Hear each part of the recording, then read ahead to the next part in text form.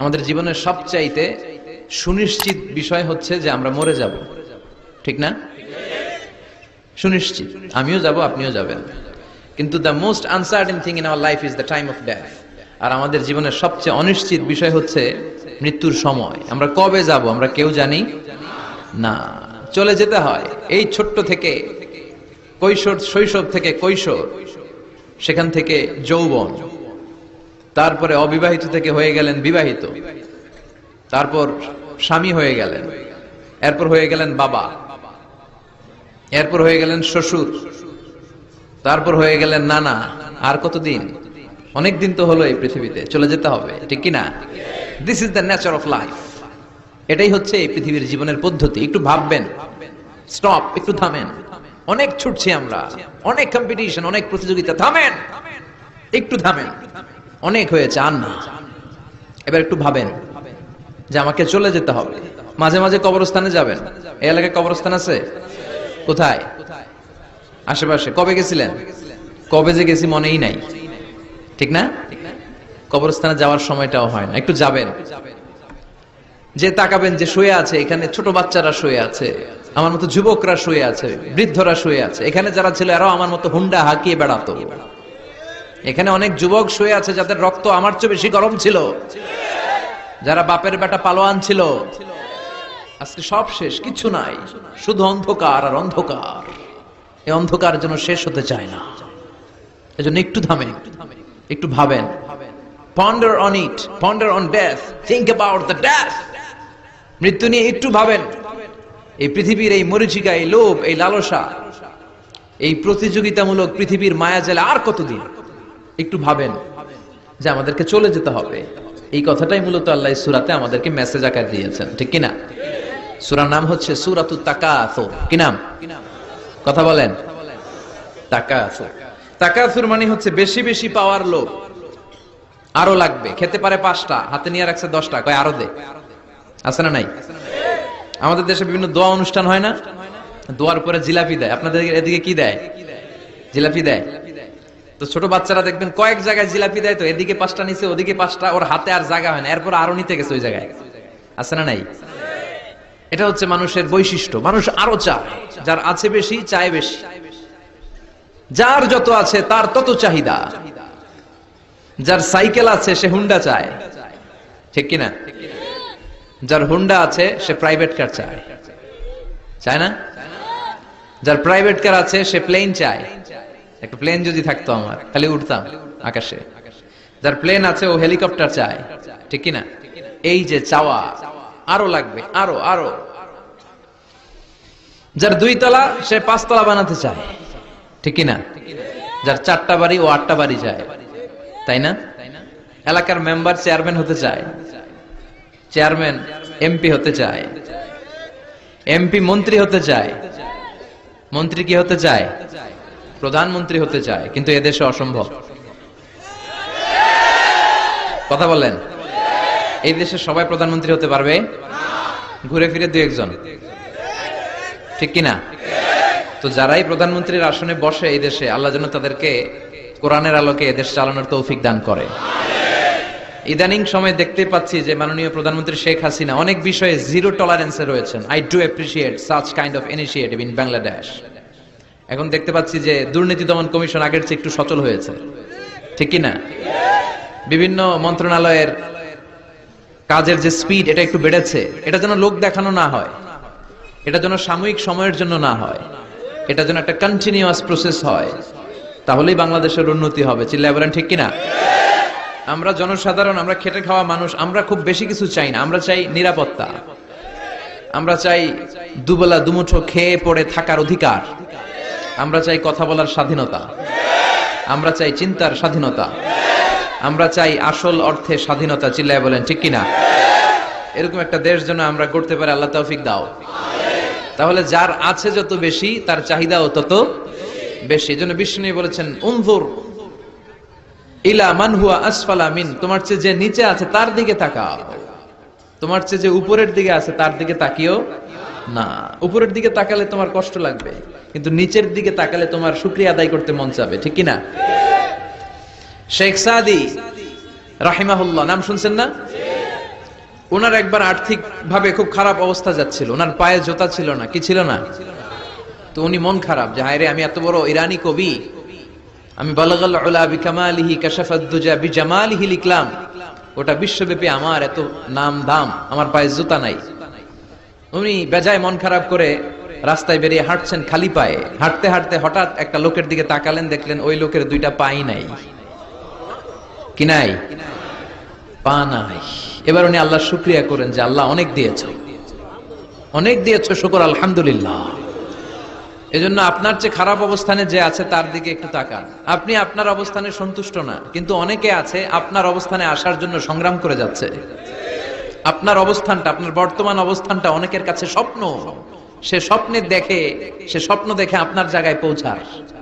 এজন্য সব অবস্থায় শুকরিয়া করতে হবে। কার? সূরার নাম সূরাতুত তাকাসুর। সূরার নাম কি? তাকাসুর মানে বেশি বেশি চাওয়া। মানুষের স্বভাব হচ্ছে মানুষ বেশি বেশি চায়। রব্বুল আলামিন বলেন আল্হাকুমুত তাকাসুরু হাত্তা যুরতুমুল মাকাবির। দুনিয়ার লোভ লালসা, বেশি বেশি পাওয়ার আকাঙ্ক্ষা তোমাদেরকে একেবারে গাফেল বানিয়ে দিয়েছে। এই গাফলতি কোনোদিন তোমাদের কমবে না যতদিন না তোমরা কবরের বাড়িতে ঢুকবা। কার কথা?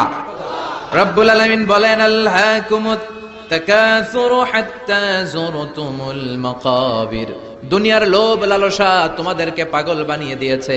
এই গাফলতি পাগলামি কোনোদিন তোমাদের থামবে না যতদিন না তোমরা কবরে ঢুকবা। কার কথা? কবরে আমাদের ঢুকাই লাগবে, বাঁচার কোনো উপায় আছে? একদিন মাটির ভেতরে হবে ঘরে মন আমার, কেন বান্ধ দালান ঘর, প্রাণ পাখি উড়ে যাবে পিঞ্জর ছেড়ে। ধরা ধামে সবই রবে, তুমি যাবে চলে। বন্ধু বান্ধব যত, মাতা পিতা দ্বারা সুত, সবই হবে তোমার পরে মন আমার, কেন বান্ধ দালান ঘর। একদিন মাটির ভেতরে হবে ঘরে মন আমার, কেন বান্ধ দালান ঘর। ঠিক কি না? মাটির ভেতরে আমাদের যাওয়াই লাগবে, বাঁচার কোনো উপায় আছে? এজন্য রব্বুল আলামিন বলেন দুনিয়াতে বেশি বেশি লাগবে, আরো বেশি চাই। এই প্রাচুর্যতার লোভ, সম্পদের লোভ, ক্ষমতার লোভ তোমাদেরকে একেবারেই গাফেল বানিয়ে দিয়েছে। আখিরাতকে একেবারে বেমালুম তোমরা ভুলে গিয়েছো। তোমাদের গাফলতি কমবে না যতদিন না তোমরা কবরের ভিতরে ঢুকবা। ঠিক কি না? কবরে ঢুকার আগ পর্যন্ত এই যে আমাদের আরো চাই, আরো চাই, আরো লাগবে, এটা কোনোদিন কমবে না। একমাত্র কবরই পারে আমাদেরকে স্তব্ধ করে দিতে, আমাদেরকে থামিয়ে দিতে পারে শুধুমাত্র কেবলমাত্র কবর। চিল্লায় বলেন ঠিক কিনা? ওই কবরে ঢোকার আগ পর্যন্ত খালি হাত পাতে, আরো দাও, আরো দাও। যারা হাত পাতে এদেরকে আরবিতে বলে ফকির। কি বলে? আল্লাহ বলেন তোদের স্বভাব হচ্ছে ফকিরদের স্বভাব। কার কথা? ইয়া আইয়ুহান নাসু আনতুমুল ফুকারাউ ইলাল্লাহ ওয়াল্লাহু হুয়াল গনিয়ুল হামিদ। ও দুনিয়ার মানুষেরা, তোমরা সবাই ফকির, আসল ধনী একজন। চিল্লায় বলেন তিনি কে? তিনি হচ্ছেন আল্লাহ। তিনি কারো কাছে চায় না, আর সবাই তার কাছে চায়। ঠিক কিনা? আমাদের স্বভাব আরো চাই, আরো চাই, আরো চাই। এই স্বভাবটা আমাদের পাল্টাতে হবে। আপনি একটু যোগ বিয়োগ দিবেন যে সুখে শান্তিতে, সুখ শান্তি খুব আপেক্ষিক বিষয়। খেয়াল রাখবেন, সুখ শান্তি টাকা দিয়ে কেনা যায় না, এই কথাটা মনে থাকবে। আপনার যদি টাকার পাহাড় হয়, খেয়াল করে বুঝেন, আপনার যদি টাকার পাহাড় হয়, সম্পদের পাহাড় হয়, আপনি গাড়ি কিনতে পারবেন, বাড়ি কিনতে পারবেন, কিন্তু সুখ কিনতে পারবেন না। সুখ কিনতে পাওয়া যায়? আছে ফেনীতে সুখ এন্টারপ্রাইজ আছে, যে জায়গায় সুখ বিক্রি করে। তাহলে আজকে নিয়ে যাবো আমি গাড়িতে কইরা কয়েক কেজি। আছে? আছে না, সুখ কিনতে পাওয়া যায় না, এটা আপেক্ষিক বিষয়। আবার আপনার যদি অনেক টাকা হয়, পয়সা হয়, আপনি খেয়াল রাখবেন, আপনি খাট কিনতে পারবেন, দামি কম্বল কিনতে পারবেন, বালিশ কিনতে পারবেন, কিন্তু ঘুম কিনতে পারবেন না। ঘুম কিনতে পাওয়া যায়? ফেনীতে কেউ বেছে ঘুম? আপনি যদি ডাক্তারের কাছে যাই বলেন ডাক্তার সাহেব আমারে 5 কেজি ঘুম দেন, ডাক্তার কবে ধুর মিয়া আমারই ঘুমে ধরে না, আমারই মাঝে মাঝে টেনশনের চোটে ঘুম আসে না, আপনারে কি দিব ঘুমের?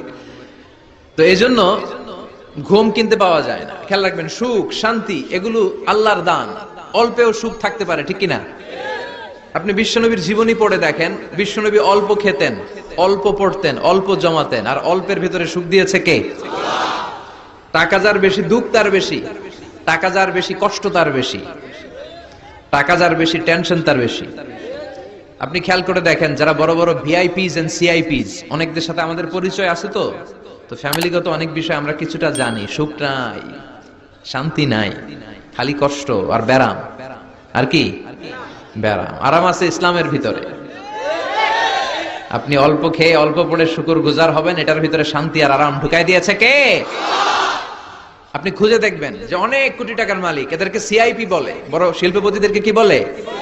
CIP, commercially important person. এদের জন্য এয়ারপোর্টে একটা লাউঞ্জ থাকে, এয়ারপোর্টের ভিতরে আলাদা লাউঞ্জ, দেখবেন বড় করে লেখা সিআইপি লাউঞ্জ। আমার পরশুদিন প্রোগ্রাম ছিল ফরিদপুরে, তো ফরিদপুর থেকে আবার আমি রাতে চলে এসেছি, সকাল 8টার ফ্লাইটে এসেছি চট্টগ্রামে।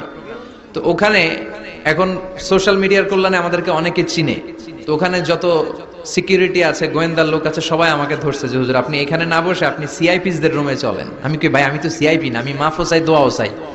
বলেন না, আপনি আসেন। তো সিআইপি হচ্ছে কমার্শিয়ালি ইম্পর্টেন্ট পারসন, এদেরকে বলে সিআইপি।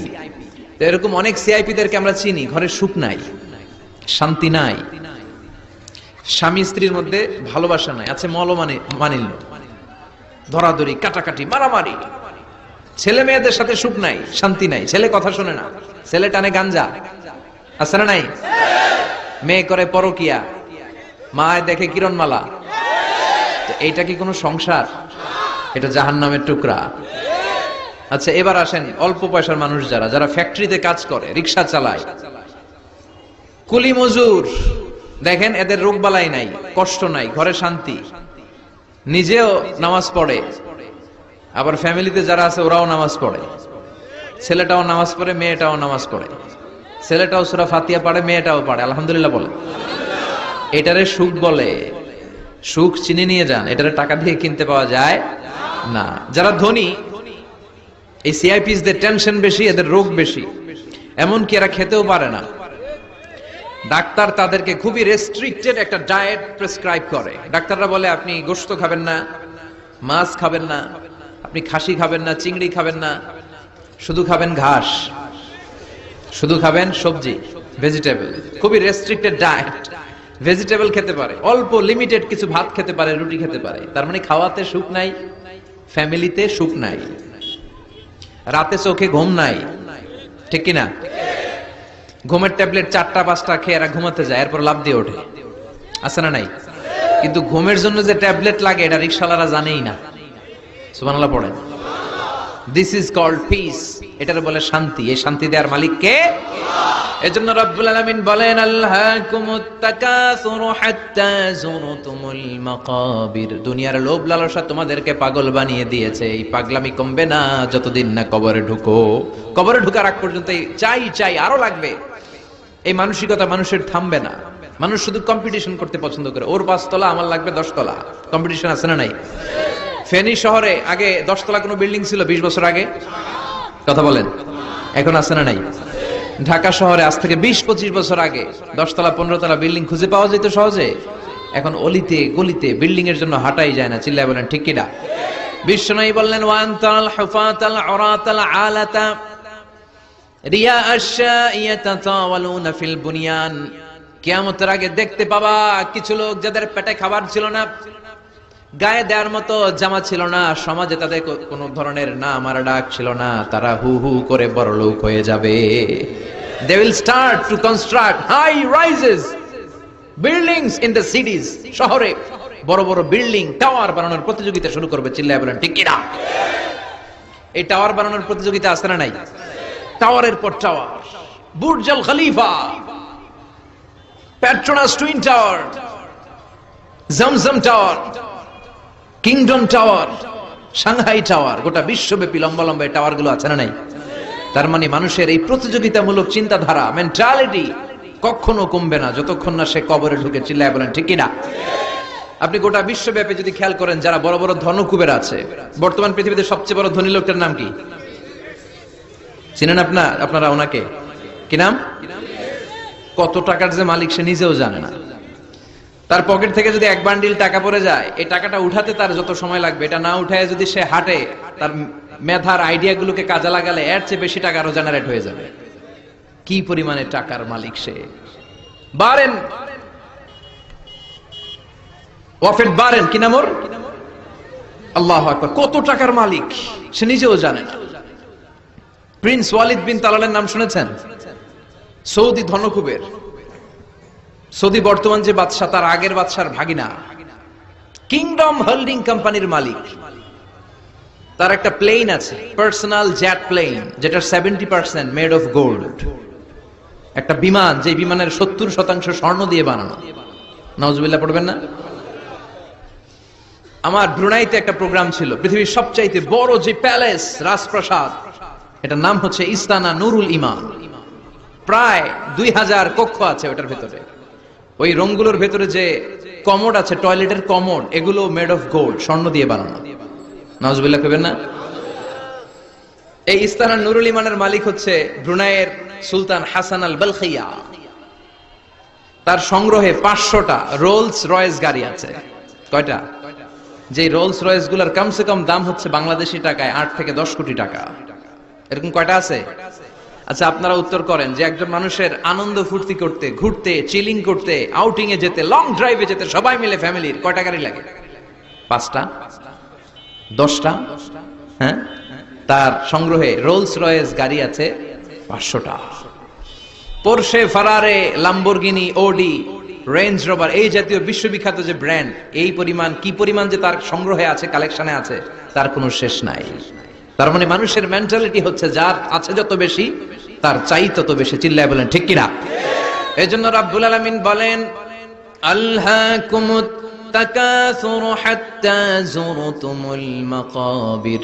তোমাদের দুনিয়ার লোভ লালসা কোনোদিন কমবে না যতক্ষণ না তোমরা কবরের বাড়িতে ঢুকবা। ঠিক কিনা? এই কবরে ঢোকার আগ পর্যন্ত মানুষের সম্পদ আর অর্থের প্রতি লোভ লালসা আকাঙ্ক্ষা কখনো কমবে না। খেয়াল রাখবেন, সম্পদ উপার্জনে ইসলাম বাধা দেয় না। আপনি যদি হালাল পন্থায় উপার্জন করতে চান, এটারে হালাল রেখেছে কে? সম্পদ আপনি উপার্জন করবেন, খরচ করবেন, আপনার উপর যাকাত ফরজ হলে যাকাত দিয়ে দিবেন, কিন্তু সম্পদকে হৃদয়ে স্থান দেয়া যাবে? হৃদয়ে থাকবে কার ভয়? চিল্লায় বলেন কার? যাদের হৃদয়ে আছে আল্লাহর ভয়, তারা কবু পথ ভুলে যায় না। আল্লাহর প্রেম ছাড়া এই দুনিয়ায় কারো কাছে কোনো কিছু চায় না। রাতের আধারে যারা সেজদাতে রয়, দু চোখের শ্রুতে নদী যেন বয়। ছলনার হাতছানি যতই আসুক, পেছনে ফিরেও সে তাকায় না। যাদের হৃদয়ে আছে আল্লাহর ভয়, তারা কবু পথ ভুলে যায় না। আল্লাহর প্রেম ছাড়া এই দুনিয়ায় কারো কাছে কোনো কিছু চাই না, কারো কাছে কোনো কিছু চাই না। ঠিক কি না? মুমিনের অন্তরে তো মুমিন অর্থ সম্পদকে স্থান দিতে পারে না। মুমিনের অন্তরে মুমিন স্থান দিবে কাকে? চিৎকার করে বলতে হবে কাকে? তার মানে ইসলাম বলে তুমি সম্পদ উপার্জন করো, সম্পদকে তুমি আহরণ করো, কিন্তু সম্পদকে তুমি তোমার হৃদয়ে স্থান দিও না। হৃদয়ে স্থান দিবা কাকে? আবার সম্পদ পেয়ে যখন আপনি ধনী হয়ে যাবেন, যাকাত দেয়াটারেও ফরজ করেছে কে? দে যাকাত, দে যাকাত, তোরা দে রে যাকাত, তোর দিল খুলবে পরে, আগে খুলো খাত। দে যাকাত, দে যাকাত, তোরা দে রে যাকাত। পড়েন আমিন। আপনার দিল পরে খুলবে, আগে খুলতে হবে কি? হাত। হাত যাদের খোলা তাদেরকে পছন্দ করে কে? আবার বিশ্বনবী বললেন 7 শ্রেণীর ব্যক্তি আছে, যে 7 শ্রেণীর ব্যক্তিকে রব্বুল আলামিন কিয়ামতের ময়দানে আরশের নিচে ছায়া দিবে। ওই 7 শ্রেণীর মধ্যে 1 শ্রেণীর ব্যক্তি এমন ব্যক্তি, ওই ব্যক্তির ডান হাত দিয়ে যেটা দান করে, তার বাম হাত ওই দানের ঘটনা টের পায় না। ডান হাতে দেয় কিন্তু বাম হাত টের পায়, তার মানে গোপন দান। কি দান? গোপন দান আল্লাহর কাছে খুব প্রিয়। গোপন দানের মধ্য দিয়ে আল্লাহর ক্রোধ রাগ কমে যায়। এজন্য গোপনে দান করবেন।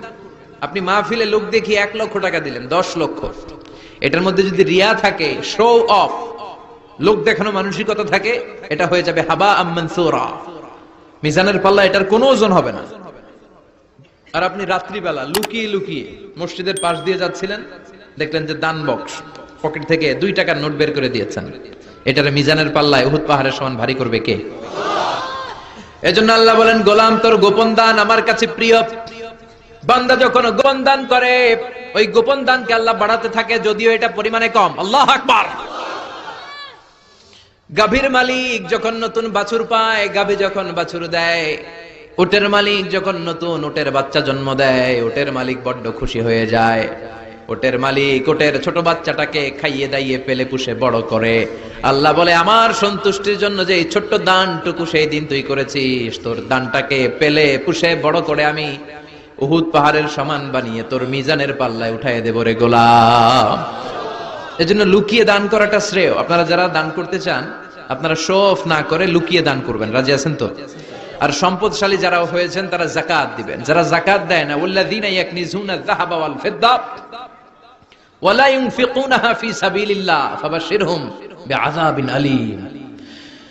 রব্বুল আলামিন বলেন, নবী, যারা সম্পদের মালিক, 10টা 20টা ফ্ল্যাটের মালিক, একরের পর একর জমির মালিক, বিশাল সম্পদের মালিক, তারপরেও সম্পদ জমিয়ে রাখে, আল্লাহর রাস্তায় যাকাত দেয় না, তাদেরকে আপনি কঠিন আযাবের সুসংবাদ দেন। পড়েন নাউজুবিল্লাহ। আওয়াজ করে বলেন তো, আযাবের সুসংবাদ হয় না দুঃসংবাদ? হচ্ছে দুঃসংবাদ, কিন্তু আল্লাহ বললেন আযাবের সুসংবাদ দাও।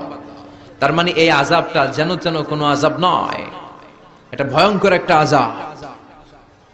এটা যেন যেন আযাব নয়।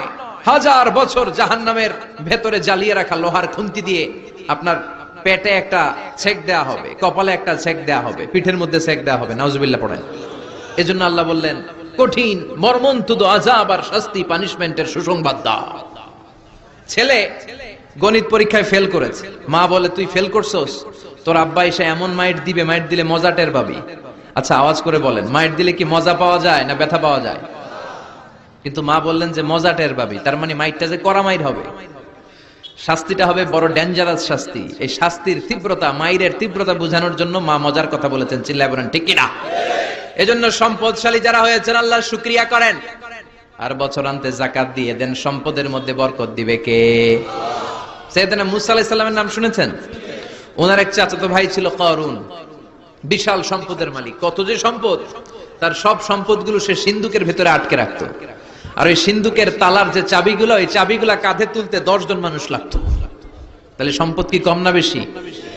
সাইয়েদনা মুসা আলাইহিস সালাম বললেন, আল্লাহ তোমাকে সম্পদের মালিক বানিয়েছে, তুমি এই সম্পদের যাকাত দাও। কি দাও? সে বলে, না, আল্লাহ তো আমার সম্পদের মালিক বানায় নাই, ইন্নামা উতীতুহু আলা ইলমিন ইনদি, আমি আমার মেধা খাটিয়ে এই সম্পদের মালিক হয়েছি।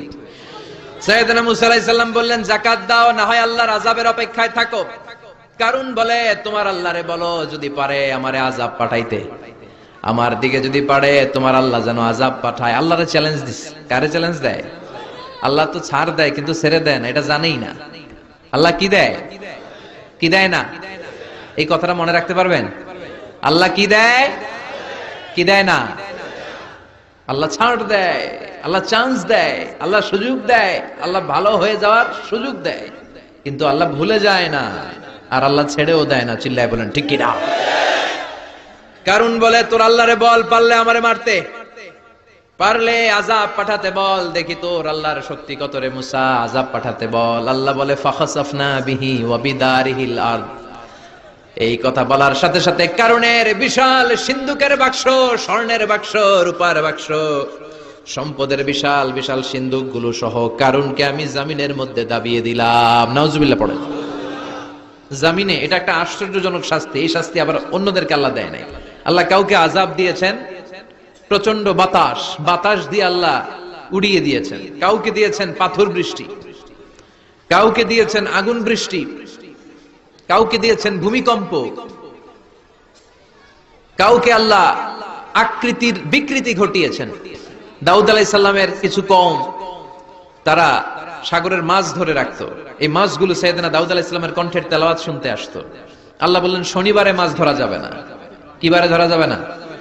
কারণ প্রত্যেক সপ্তাহের শনিবারে আকাবা উপসাগরের তীরে বসে সাইয়েদনা দাউদ আলাইহিস সালাম ওনার সুরের ঝংকার তুলে জাবুর কিতাব তেলাওয়াত করতেন। আমাদের কোরআনে সূরা আছে 114টা, আর ওনার জাবুর কিতাবে ছড়া ছিল 150টা। আমরা পড়ি সূরা, ওনারা পড়তেন ছড়া। সুবহানাল্লাহ কইবেন না? তো ওনার গলায়ও সুর, আবার ওইটা ছড়া, গাইলে কত সুন্দর লাগে। উনি আকাবা উপসাগরের পাশে বসে ছড়াগুলো তেলাওয়াত করতেন, শিক্ষণীয় ইসলামিক ছড়া। আর এই ছড়ার সুরে মুগ্ধ হয়ে সাগরের মাছগুলো সাগর ছেড়ে দিয়ে ডাঙ্গায় চলে আসতো। আল্লাহ বললেন, দাউদের উম্মত খবরদার, শনিবারে মাছ ধরা যাবে না।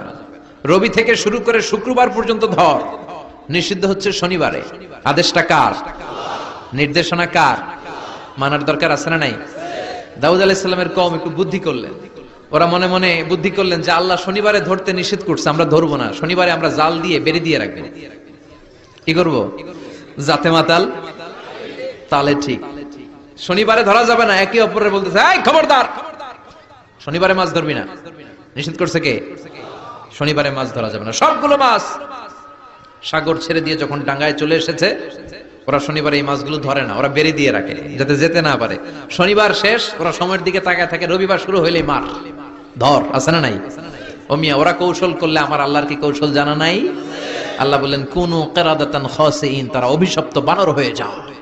আল্লাহ এক একজনকে এক এক শাস্তি দিয়েছে, কিন্তু এই কারুনকে দিয়েছে ভিন্নতর একটা শাস্তি। সমুদয় সম্পদ সহ আল্লাহ তাআলা কারুনকে মিশরের ফায়ুম জেলার মাটিতে দাবিয়ে দিয়েছে। কারুনের পা পর্যন্ত দেবে যায়, কারণ ভাবছে উঠে যাবে, কোমর পর্যন্ত দেবে যায়, কারণ ভেবেছে কিছু হবে না, আমার গায়ে অনেক শক্তি, আমি পার পেয়ে যাব। গলা পর্যন্ত যখন দেবে যায়, কারণ কয়, মুসা, সব সম্পদ তোর, আর তোর আল্লাহ লইয়া যা, আমারে সাইরা দে, সব সম্পদ তোর। মুসা, সব তোর, গাড়ি তোর, বাড়ি তোর, সিন্ধুকের বাক্সগুলা তোর আর তোর আল্লাহর, আমারে খালি সাইরা দে, আমি বাঁচতে চাই। আল্লাহ ছাড় দেয় কিন্তু ছেড়ে দেয় না। কারুনরে সেদিন আল্লাহ ছেড়ে দেয় নাই, ফেরাউনরে অনেক ছাড় দিয়েছে, ছেড়ে দেয় নাই। এজন্য আল্লাহর সাথে অধ্যত্বপূর্ণ আচরণ যারা করে, আল্লাহ তাদেরকে ছাড় দেয়, কিন্তু কশিন কালেও ছেড়ে দেয় না। চিল্লায় বলেন ঠিক কিনা? কারণকে জমিনের মধ্যে দাবিয়ে দেয়া হলো, সম্পদ সহ জমিনের মধ্যে। আল্লাহ কারণকেও দাবালেন, কারণের সম্পদও দাবালেন, গোটা বিশ্বের মানুষের চোখে আঙ্গুল দিয়ে দেখানোর জন্য কারণের একটা ছোট্ট বাড়ি আল্লাহ রেখে দিলেন। সুবহানাল্লাহ। মনোযোগ আছে আপনাদের? তাকবীর পড়েন, লিল্লাহি তাকবীর। এই যাকাত যদি না দেন, আপনার এই আদরের সম্পদগুলো, ব্যাংক ব্যালেন্স, আপনার প্রাইস বন্ড, আপনার ফ্ল্যাট গুলো, আপনার একর একর জমিগুলো কিয়ামতের দিন কি হবে জানেন? সুজাআন আকরা, টেকো সাপ। সাপের মাথায় চুল হয়, জানেন? এই যে ফানা ধরে না, এইটা হচ্ছে সাপের মাথা। এখানে সাপের মাথায় কিছু পশম হয় আর চুল হয়, কিন্তু যেই সাপ বেশি বিষাক্ত, বিষের ঠেলায় ওই চুল পড়ে যায়, এই জায়গায় চুল। আবার দেখতে যায় না, আজকে সাপ ধরে একেবারে শেষ করে দিবে। তো আল্লাহ যে সাপগুলো দিয়ে আমাদেরকে পানিশমেন্ট দিবে, এগুলো তো দুনিয়ার সাপের মতো, তাই না? এগুলো মনে হয় অ্যানাকোন্ডার মতো, C snake, rattle snake, king cobra, black mamba, Python, এই জাতীয় সাপ না। সুজাআন আকরা, টেকো সাপ, মাথায় চুল নাই, এক একটা ছোবলে আপনার পুরো দেহটা ভেনোমাস হয়ে যাবে, পয়জনাস হয়ে যাবে। এক ছোবলে দেহটা 70 গজ জমিনের নিচে চলে যাবে। এজন্য যাকাত দেয়ারে আবশ্যক করে দিয়েছে কে? এখন আবার যাকাতের শাড়ি আর লুঙ্গি সমাজে আছে না নাই? আল্লাহর কসম করে বলছি, যাকাতের শাড়ি, যাকাতের লুঙ্গি বলতে কিছু নাই। এগুলো এমন শাড়ি মশারির চেয়েও পাতলা। এগুলো আপনি গরিবদের হাতে তুলে দেন কি করে? এই ঠাট্টা করার স্পর্ধা আপনাকে কে দিয়েছে? অনেক ভিআইপি সিআইপিসরা আছে, অ্যানাউন্স করে দেয়, আমার বাংলা বাড়ির সামনে ফেব্রুয়ারির কত তারিখে আসবেন সবাই, 14ই ফেব্রুয়ারি আসবেন, ভালোবাসার শাড়ি দিয়ে দিব সবাই। তো এই পাতলা শাড়ি নেওয়ার জন্য আসে মহিলারা, শাড়ি দিবে 5000, মানুষ আসছে 1 লাখ, পদপৃষ্ঠ হয়ে মারা যায়, এরকম আছে না নাই? আপনার যাকাতের শাড়ি নিতে এসে ম্যানেজমেন্টের অভাবে, সুন্দর ব্যবস্থাপনার অভাবে পদপৃষ্ঠ হয়ে যারা মারা গেল, এদের হত্যার দায়ভার আপনি কিয়ামতের দিন এড়াতে পারবেন না। চিল্লায় বলেন ঠিক কিনা? যাকাত এসেছে দারিদ্র্য বিমোচনের জন্য, to wipe out the poverty from the society। সমাজ থেকে আপনি দারিদ্রতাকে ঝাড়ু পেটা করে বিদায় করবেন। এজন্য এসেছে যাকাত। একজন লোককে যখন আপনি যাকাত পে করবেন, এমন পরিমাণে যাকাত আপনি তাকে দিবেন যে তার জন্য আর অন্য কোথাও যাকাতের লাইনে যে হাত পাতা না লাগে। কথা বুঝতে পেরেছেন? এজন্য যাকাতের শাড়ি, যাকাতের লুঙ্গি কোনোদিন দিবেন না। আপনি 10,000 জনকে দেওয়ার দরকার নাই, আপনি 10 জনকে দেন, 10টা সিএনজি কিনে দেন। তাদের ঘরে যদি কর্মক্ষম ছেলে পেলে থাকে, অটো রিক্সা কিনে দেন, সিএনজি কিনে দেন, একটা অস্ট্রেলিয়ান গাই কিনে দেন, দুধ বিক্রি করে ফ্যামিলিটা চলবে, ঠিক কিনা? আপনি একটা চায়ের টং দোকান করে দেন, একটা ঝালমুড়ির দোকান করে দেন, তাহলে তার এই কাজের মধ্য দিয়ে তার পুরো ফ্যামিলিটা লিড করতে পারবে। চিৎকার করে বলেন ঠিক কিনা? এইভাবে যাকাত দিতে রাজি আছেন তো? আপনাদের মধ্যে থেকে যদি কারো যাকাত ফরজ না হয়, আপনাদের আত্মীয় স্বজনদের মধ্যে যাদের যাকাত ফরজ হয়েছে, এই মেসেজটা পৌঁছে দিতে হবে। রাজি আছেন? রাজি আছেন? এজন্য রব্বুল আলামিন বলেন, আলহাকুমুত তাকাসুর হাত্তা যুরতুমুল মাকাবির। দুনিয়ার লোভ কোনোদিন তোমাদের কমবে না যতদিন না তোমরা কবরে ঢুকো। কবরে ঢোকার আগ পর্যন্ত আমাদের লোভ কমবে? চিল্লায় বলেন, কমবে না। আমরা এই দুনিয়াটাকেই সব মনে করি, আসলে এটা কি সব? কথা বলেন, আসলে এটা সব না। আমরা চাক্ষুষ যখন মালাকুল মাউতকে দেখতে পাবো, তখন আমাদের টনক নড়বে। আমরা প্রত্যেকেই কিন্তু মালাকুল মাউতকে দেখব, বিশ্বাস হয়? প্রত্যেকেই আমরা দেখব, ভালো হলেও দেখব, খারাপ হলেও দেখব। নিজ চোখে আমরা মালাকুল মাউতকে দেখতে পাবো, আর আমাদের রূহ তিনি কবজ করে নিয়ে যাবেন। চিৎকার করে বলেন ঠিক কিনা?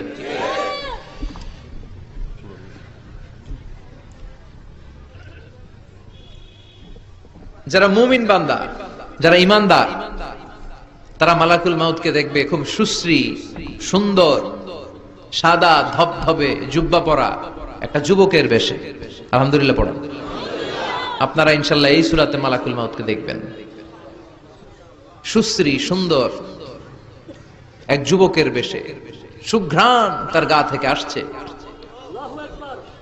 সে এসে মুমূর্ষু ব্যক্তির মাথার সামনে বসে পড়ে, বসে বলে, ইয়া আইয়াতুহান নাফসুল মুতমাইন্নাহ, হে প্রশান্ত আত্মা, উখরুজি ইলা মাগফিরাতিল্লাহি ওয়া রিদওয়ানি, আল্লাহর ক্ষমা, আল্লাহর সন্তুষ্টির দিকে তুমি বের হয়ে আসো। বলতে বলতে রূহটা স্মুথলি মুমিন বান্দার দেহ থেকে বের হয়ে মালাকুল মাউতের হাতে চলে যায়। কাফান মিন আকফানিল জান্নাহ, হানুত মিন হানুতিল জান্নাহ, জান্নাতের হানুত এনে, কাফন এনে মালাকুল মাউত এটাকে খুব সম্মানের সাথে, আমরা বাঁচলেও যেমনি সম্মানিত, আমরা মরে গেলেও। রব্বুল আলামিন বলেন, ওয়ালাকাদ কাররামনা বানি আদম, আমি বনি আদমকে সম্মানিত করেছি। বেঁচে থাকলেও মানুষ সম্মানিত, মরে গেলেও সম্মানিত, ঠিক কিনা? বিশ্বনবী দেখলেন একটা লাশ নিয়ে যাওয়া হচ্ছে, পেছনে পেছনে অনেক মানুষ, লাশ বহনকারী মানুষগুলোরে দেখে বিশ্বনবী সাহাবাদের সাথে বসা ছিলেন। হঠাৎ বিশ্বনবী দাঁড়িয়ে গেলেন। সাহাবারা বললেন, নবী ইন্নাহু ইয়াহুদি, এইটা তো ইহুদির লাশ, আপনি দাঁড়ালেন কেন? আপনি বসেন। বিশ্বনবী বললেন, আওয়ালাইসাত নাফসান, হোক না ইহুদির লাশ, এটা কি মানুষ না? সুবহানাল্লাহ পড়েন। কি নবী ছিলেন! মানবতা, হিউম্যানিটি কাকে বলে তিনি গোটা বিশ্বের মানুষের চোখে আঙ্গুল দিয়ে শিখিয়ে গিয়েছেন। বিশ্বনবী বললেন, এটা মানুষ, মানুষকে আমি অনেক সম্মান দান করেছি। I have dignified the status of the sons of Adam, আমি আদম আলাইহিস সালামের সব সন্তানকে সম্মানিত করেছি। চিল্লায় পড়েন সুবহানাল্লাহ। আল্লাহ আমাদের সম্মান এত বাড়িয়েছে যে নূরের ফেরেশতারাও এই মানুষকে সেজদা দিতে বাধ্য হয়েছে, ঠিক কিনা? তুমি মাটির আদমকে প্রথম সৃষ্টি করিয়া ঘোষণা করিয়া দিলে শ্রেষ্ঠ বলিয়া, তাই তো নূরের ফেরেশতা করে আদমকে সেজদা, ঠিক কিনা?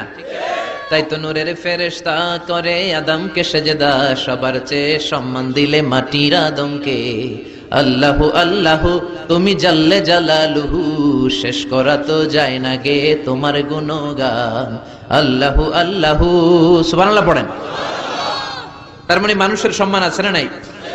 এই মুমিন বান্দাকে আল্লাহ এত সম্মান দেয়, মালাকুল মাউত পুরুষের আকৃতিতে আসে, যুবকের আকৃতিতে আসে, ধবধবে সাদা জুব্বা পরে জান্নাতি কাফনে করে রুহুটা নিয়ে এল্লিনে চলে যায়। আল্লাহ আমাদের মৃত্যুটা যেন এরকম ইমানের মৃত্যু হয়। আরো জোরে পড়েন আমিন। আর যারা কাফের, আহলুস শিমাল, বামপন্থী, ইসলাম বিরোধী,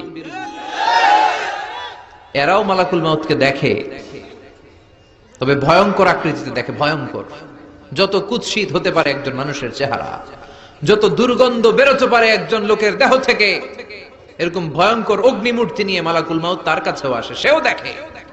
তবে এসেই মালাকুল মাউত ত্রাস সৃষ্টি করে। কি সৃষ্টি করে? আপনারা হাইওয়েতে বাসে করে ঢাকায় যেতে কখনো ডাকাতের কবলে পড়েছেন? কেউ কেউ কেউ হয়তো পড়েছেন। ডাকাতরা কি করে জানেন? ডাকাতরা সংখ্যায় কম। পড়েছ, অনেকে পড়েছ, তাদের অভিজ্ঞতা আছে। ডাকাতরা সংখ্যায় 5 জন, বাসে আছে 50 জন, তারপরে 50 জন কাঁপতে থাকে। এর কারণ ডাকাতরা এসেই শুরুতে একটা ত্রাস সৃষ্টি করে। ওরা রামদা দিয়ে, চাকু দিয়ে এলোপাথাড়ি কোপায় পুরুষগুলোরে, যাতে রক্ত দেখে ভয়ে যা যা আছে আগে রেডি করে রাখে। কথা কন? মালাকুল মাউত ইসলাম বিরোধী আর গাদ্দার গুলোর মাথার সামনে এসে ত্রাস সৃষ্টি করে। এসে বলে, ইয়া আইয়াতুহান নাফসুল খাবিসা, হে পাপাত্তা বের হ। দুনিয়াতে ইসলাম রে অনেক বাস দিয়েছিস, আল্লাহর নবীকে অনেক গালি দিয়েছিস, ইসলামী আইনের বিরোধিতা করেছিস, ইসলামী আন্দোলনের 12টা বাজিয়েছিস। একটার পর একটা বলে ত্রাস সৃষ্টি করে, আর লোকটা কাঁপতে থাকে ভয়ে। আর বলে, ইয়া আইয়াতুহান নাফসুল খাবিসা, পাপাত্তা বের হয়ে আয়, বের হ। মুমিনের আত্মা যেমনি ডাক দেওয়ার সাথে সাথে স্মুথলি বের হয়েছে, কাফের আর মুশরিক ইসলাম বিরোধীদের আত্মা কি এরকম তাড়াতাড়ি বের হবে নাকি? উখরুজি ইলা গাদাবিল্লাহ, আল্লাহর রাগ, ক্রোধ আর ঘৃণার দিকে আত্মা তুই বের হয়ে আয়। বের হয় না আত্মা, একবার ডানে দৌড় মারে, একবার বাঁয়ে দৌড় মারে, সামনে মারে, পেছনে মারে, আত্মাটা শুধু ছোটাছুটি করে। এবার মালাকুল মাউত গায়ে যত জোর আছে টেনে টেনে টেনে হিচড়ে আত্মাটারে বের করে নিয়ে আসে। আল্লাহ, এই মরণ থেকে তুমি আমাদেরকে বাঁচাও।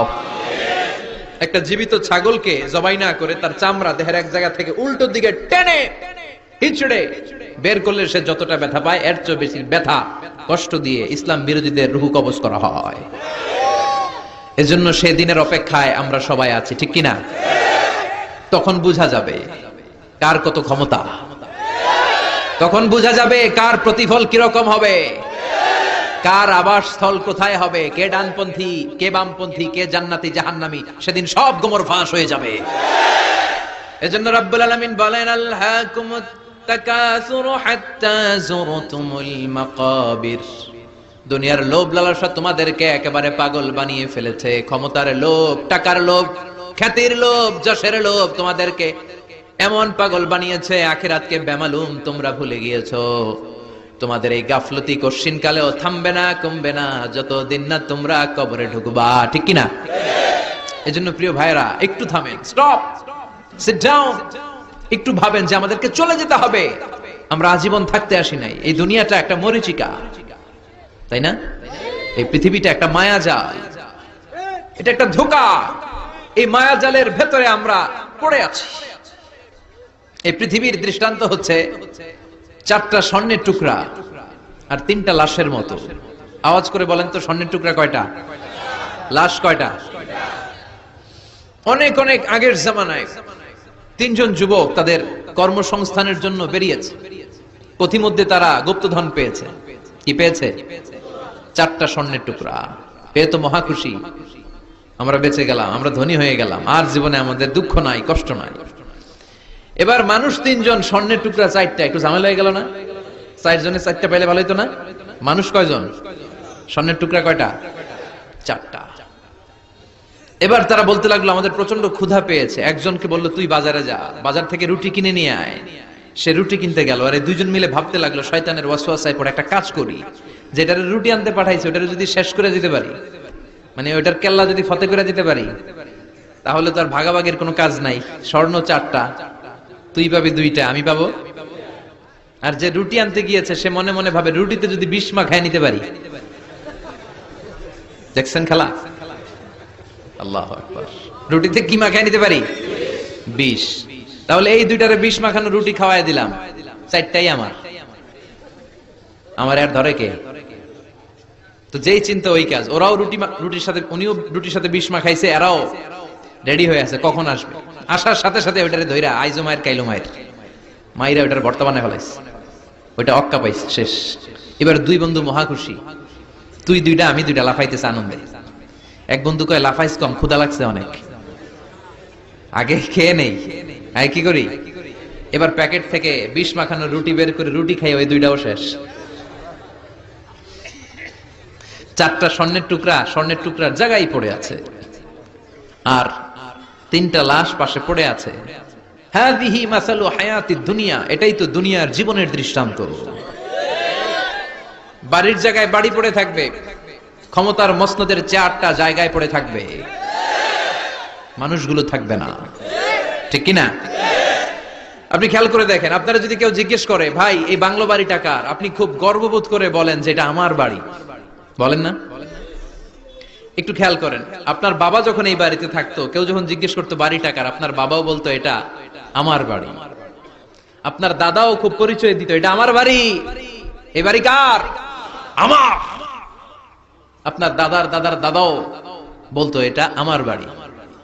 আপনি মরে গেলে এই বাড়িটাই, যেটারে আপনি আমার আমার বলে আগলে রাখতেন, আপনার ছেলে তখন শুরু করবে আমার। কথা কন? ছেলে মরে গেলে নাতি বলবে আমার। ছেলে বা নাতি যদি এই জায়গাটা বাড়িটা বিক্রি করে দেয়, যাদের কাছে বিক্রি করা হলো, তখন তারা শুরু করবে আমার, ঠিক কিনা? পরের জায়গা পরের বাড়ি, ঘর বাঁধিয়া আমি রই, আমি তো সেই ঘরের মালিক নই। সবকিছুর আসল মালিক কে? সেজন্য আল্লাহ বললেন আলহাকুমুত তাকাসুরু হাত্তা যুরতুমুল মাকাবির, দুনিয়ার লোভ লালসা তোমাদের কমবে না যতদিন না তোমরা কবরে ঢুকবা। বিষ্ণু বললেন লাউ আন্না লিকুল্লি ইবনি আদম ওয়াদিয়ান মিন যাহাব, পৃথিবীর প্রত্যেকটা মানুষকে যদি আল্লাহ একটা করে স্বর্ণের পাহাড়ের মালিক বানিয়ে দেয়, আহাব্বা আইয়াকুনা লাহু ওয়াদিয়ান, সে আরো একটা স্বর্ণের পাহাড়ের মালিক হওয়ার চেষ্টা করবে। ওয়ালাই ইয়ামলা আফাহু ইল্লা তুরাব, কবরের মাটি ছাড়া তার এই লোভ লালসা অতিরিক্ত চাওয়া পাওয়ার ইচ্ছা কোনোদিন কেউ থামাতে পারবে না। একটু বুঝে শুনে উত্তর দেন, একটা স্বর্ণের পাহাড়ের মালিক যদি আমি হই, আমি আমার 14 পুরুষ এটারে বিক্রি করে করে খেয়েও কি শেষ করতে পারবো?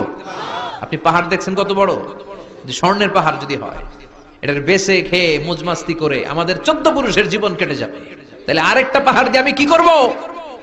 এটা মানুষের স্বভাব, যার আছে বেশি সে চায় বেশি। আল্লাহ বলে থাম, একটু থাম, অনেক হয়েছে, আর না, তোমাকে চলে যেতে হবে। এই পাগলামির মায়া জালে আর পড়ে থেকো না, ঘুমন্ত বিবেকটাকে জাগাও, আখিরাতের সামানা তৈরি করো। চিল্লায় বলেন ঠিক কিনা? হাত্তা যুরতুমুল মাকাবির, এই কবর জিয়ারত তোমাকে করতে হবে। কবর হলো এমন জায়গা, এটা হলো মরণের পরে আখিরাতের প্রথম ধাপ। বিশ্বনবী বললেন এই ধাপটা যদি সহজ হয়, আখিরাতের বাকি ধাপগুলোরে সহজ করে দিবে কে? আর এই কবরের প্রশ্নের উত্তর যদি উল্টা পাল্টা হয়ে যায়, প্রথম ধাপের প্রশ্নের উত্তর যদি গোলমাল পেকে যায়, পরের ধাপগুলোতে মায়ের আছে না নাই? বিশ্বনবী বললেন মুমিনদের জন্য এই কবরে প্রশ্ন থাকবে কয়টা? কথা কন? 4টা। যারা ইসলাম বিরোধী, যারা কাফের, যারা মুশরিক, যারা বামপন্থী, তাদের থাকবে 3টা। মুমিনদের জন্য 4টা। মুমিনদের প্রথম প্রশ্ন, হু ইজ ইউর লর্ড? মার রব্বুক, তোর রবের নাম কি? চিল্লায় বলেন আমাদের রব কে? আল্লাহ আমারে রব, দমে দমে তনু মনে তারি অনুভব। আল্লাহ আমারে রব, তোমার দুনিয়াতে আমি যেদিকে তাকাই, অথই নিয়ামতে ডুবে আছি সবাই। পাক পাখালির গানে শুনি তাসবিহ কল রব, তাসবিহ কল রব। পড়েন আল্লাহ আমারে রব। প্রথম প্রশ্ন করা হবে মার রব্বুক, তোর রবের নাম কি? চিল্লায় বলেন আমাদের রব কে? দ্বিতীয় প্রশ্ন, মা দীনুক, তোর ধর্মের নাম কি? আমাদের ধর্মের নাম কি? বিশ্বনবীর চেহারা দেখিয়ে বলা হবে আতারিফু মান হাযার রাজুল, এই লোকটারে চিনো কিনা? আমরা বলবো চিনি, উনি আমাদের পেয়ারা নবী, ঠিক কিনা? চাঁদের চেয়ে সুন্দর তুমি নবী আমার কমলিহিওয়ালা, দু জাহানের বাদশা তুমি প্যারা নবী সাল্লে আলা, দু জাহানের বাদশা তুমি প্যারা নবী সাল্লে আলা, চাঁদের চেয়ে সুন্দর তুমি নবী আমার কমলিহিওয়ালা। সুবহানাল্লাহ পড়েন। আমরা বিশ্বনবীর চেহারা দেখা মাত্রই চিনে যাব, ঠিক কিনা? আমরা বলবো এই লোককে চিনি, মানি উনি ছিল আমাদের জান, আমাদের প্রাণ, আমাদের কলিজা। এই নবীর জন্য আমরা সব করতে রাজি। এই নবীর সম্মান আর ইজ্জত বাঁচাতে আমরা দেহের তাজা রক্ত ঢালতে রাজি।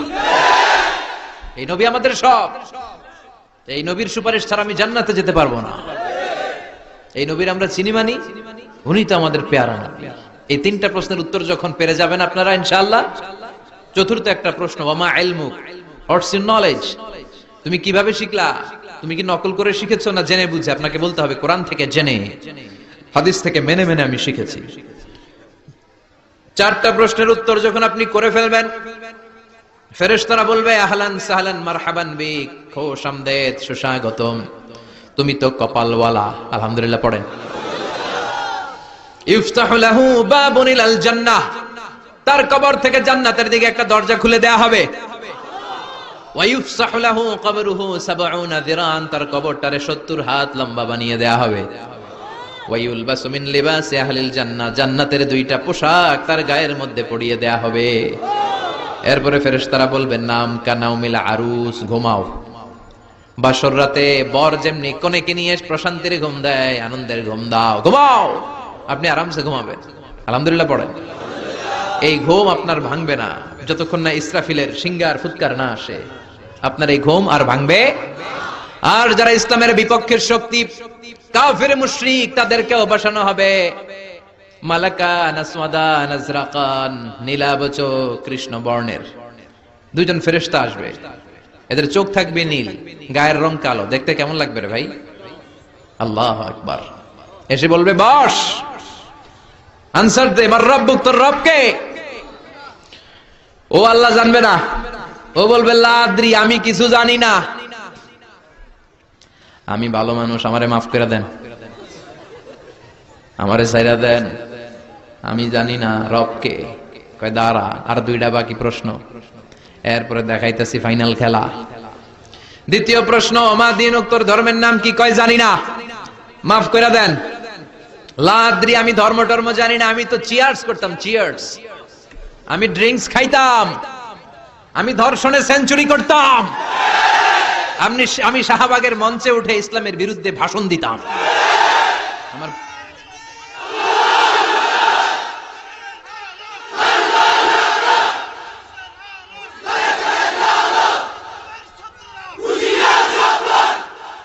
সে পাগলের মতো বলবে লা আদ্রি, আমি কিছু জানি না, আমি কিচ্ছু মনে করতে পারছি না, কে আমার রব? আমার কিছু মনে নাই, আমার জীবনটা আমি ডেডিকেট করেছি ইসলামের বিপক্ষে, আমার জীবনটা আমি শেষ করেছি কোরআনের বিপক্ষে। দুইটা প্রশ্ন শেষ, বাকি কয়টা? এবার বিশ্বনবীর চমৎকার নূরানী চেহারাটা দেখিয়ে বলা হবে আতারিফু মান হাযার রাজুল, এই লোকটারে চিনো নাকি?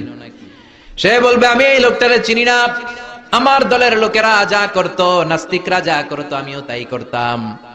সবাই লোকটারে গালি দিত, আমি ওই লোকটারে গালি দিতাম। আমি এই নবীর বিরুদ্ধে ব্লগের মধ্যে উল্টা পাল্টা লিখতাম। আছে না নাই? ফেরেশতারা বলবে লা দারাইতা ওয়ালা তারাইতা, তুই তো পোড়া কপাল, তুই তো একটা প্রশ্নের উত্তর করতে পারলি না। ফায়ুত্রাকু বিমাতারিক মিন হাদিদ, লোহার হ্যামার দিয়ে এবার পিটিয়ে পিটিয়ে ওর গায়ের গোশতগুলো থেতলে ফেলা হবে। ওয়ায়ুকালু লিল আরদি, জমিনকে বলা হবে ইলতাইমি, ও কবরের জমিন, কবরের মাটি, দুই দিক থেকে তুই চাপা দে। কি দে? দুই দিক থেকে চাপা মার, এক একটা চাপার চোটে পাজরের হাড়গুলো ভেঙে টুকরো টুকরো হয়ে যাবে। আল্লাহ এই পরিস্থিতি থেকে, ওই কঠিন বিপদের দিন তুমি আমাদের বাঁচিয়ে দিও। আমরা যেন সবগুলো প্রশ্নের যথাযথ উত্তর করতে পারি, তুমি তৌফিক দাও। এজন্য আল্লাহ বললেন আলহাকুমুত তাকাসুরু হাত্তা যুরতুমুল মাকাবির, তোমাদের লোভ লালসা কোনোদিন কমবে না যতদিন না তোমরা কবরের ভেতরে ঢুকো। এই কবরে আমাদেরকে যেতে হবে, ঠিক কি না? এটা থেকে পালাবার কোনো সুযোগ আছে? কোনোভাবে বেঁচে থাকা যাবে? এজন্য মাঝে মাঝে কবরে যাবেন। কই যাবেন? বিশ্বনবী বলেছেন নাহাইতুকুম আন জিয়ারাতিল কুবুর, একটা সময় তোমাদেরকে কবর জিয়ারত করতে নিষেধ করেছিলাম, আল আনা ফাজুরুহা ফাইন্নাহা তুযাক্কিরুল আখিরা, তবে এখন সমস্যা নাই, এখন কবর জিয়ারত করো, কেননা কবর জিয়ারত করলে আখিরাতের কথা স্মরণ করায় দেয় কে? মাঝে মাঝে কবরস্থানে যাবেন আর ভাববেন যে এখানে আমাকে আসতে হবে, চলে যেতে হবে আমাকে, এটা আমার আসল জায়গা। তবে মহিলারা যাবেন না, কারণ মহিলারা লাশ, কবর আর রক্ত দেখলে সহ্য করতে পারে না, তারা বিলাপ শুরু করে দেয়। আছে না নাই? ও মা গো, মইরা গেল গো, কই গেল রে, আছে না নাই? চুল টানে, লাফালাফি, বিলাপ করে নারীরা। হৃদয় নরম তো, এদের হৃদয় আবার খুব নরম। তো এই জন্য নারীরা কবরে যাবেন না, আপনারা কবরের বাইরে থেকে আপনার আব্বার জন্য দোয়া করে ফেলবেন। পুরুষরা যাবেন, প্রায়ই কবরে যাবেন। কবরের চারদিকে ডিজাইন করে বড় দেয়াল গম্বুজ এগুলো করা যাবে না। আর কবরে পড়ে থাকা ব্যক্তির কাছে কিছু চাওয়া যাবে? চাইতে হবে কার কাছে? ইদা সাআলতা ফাসআলিল্লাহ ওয়া ইদা ইসতাআনতা ফাসতাইন বিল্লাহ। যদি চাইতে হয় কার কাছে চাও? সাহায্যের দরকার, কে সাহায্য পাঠাতে পারে? এজন্য বিপদে আপদে সব সময় কার কাছে চাবো? বিশ্বনবীর কবরের সামনে দাঁড়িয়েও কিছু চাওয়া যাবে? যাবে না, কারণ বিশ্বনবীও চাইতেন কার কাছে? বিশ্বনবী নিজেই চাইতেন আল্লাহর কাছে। এজন্য আমাদেরও চাইতে হবে কার কাছে? আল মাইয়িতু ফিল কবর কাল গরীকু ফিল বাহর। সাঁতার না জানা ব্যক্তি সাগরে পড়ে গেলে যেমন অসহায়, মরে গেলে মানুষটা তার চেয়েও বেশি অসহায়, ঠিক কিনা? অসহায় কবরের মানুষ আপনারে কি দিবে? দিবেন তো আপনি। আপনি যেই তার জন্য দোয়া করবেন, ফাতিহা পাঠ করবেন, ইখলাস পাঠ করবেন, তার জন্য মাগফিরাত কামনা করবেন। আপনি দোয়া করলে তার জীবনের গুনাহ ক্ষমা করে দিবে কে? কিন্তু সে কি আপনার বিপদ থেকে মুক্ত করতে পারে? তাহলে এই সূরাতুত তাকাসুর থেকে আমাদের জীবনের জন্য শিক্ষা হচ্ছে we have to go back to our Lord. আমাদেরকে আমাদের রবের কাছে হাজিরা দিতে হবে, আমাদের কিন্তু ফিরে যেতে হবে। এই চিন্তাটা আমাদের মাথায় রাখার দরকার আছে না নাই? চিল্লায় বলেন, মাথায় রাখার দরকার আছে না নাই? আজকে থেকে মাঝে মাঝে একটু ভাবা যাবে না যে আমাদেরকে চলে যেতে হবে? সাইয়েদনা ওমরে ফারুক বলতেন, মুতু ক্বাবলা আন তামুতু, মরার আগে একবার মরো। হাসিবু ক্বাবলা আন তুহাসাবু, আল্লাহ তোমার হিসাব নেওয়ার আগে তুমি একবার তোমার নিজের হিসাব নাও। বাড়িতে বসে দাগ কাটবেন, ভালো কাজ খারাপ কাজ লিখবেন, ভালো কয়টা করছেন, খারাপ কয়টা করছেন, এবার নিজে একটু হিসাব করেন আপনার অবস্থা কি হতে পারে। বিছানায় একবার চোখ বন্ধ করে লম্বা হয়ে শটান হয়ে শুয়ে যান, আর ভাবেন আপনি নাই। লোকজন কান্নাকাটি করবে, অ্যানাউন্স করা হবে আমাদের অমুক ভাই দুনিয়াতে নাই। বিকেল 4টায় জানাজা, জানাজা শুরু হয়ে যাবে। হাজার হাজার আপনার বন্ধু বান্ধবরা এসে কাঁদবে, জানাজা দিয়ে খাটিয়াতে করে কবরে রেখে দিয়ে আসবে। কেউ সাথে যাবে না, কেউ না। এই ঘটনাটা আমার আপনার আমাদের সকলের জীবনে ঘটতে যাচ্ছে। গোয়িং টু হ্যাপেন ভেরি সুনার, খুবই দ্রুত হতে যাচ্ছে। কবে হতে যাচ্ছে আমরা কেউ জানি না। The most certain thing in our life is death, and the most uncertain thing in our life is the time of death. আমরা চলে যাব, এটা নিশ্চিত। কবে যাব কেউ জানি না। তাই আসুন আমরা প্রতিদিন কবরের কথা অনেকবার স্মরণ করি। আল্লাহ আমাদেরকে বোঝার তৌফিক দান করুন।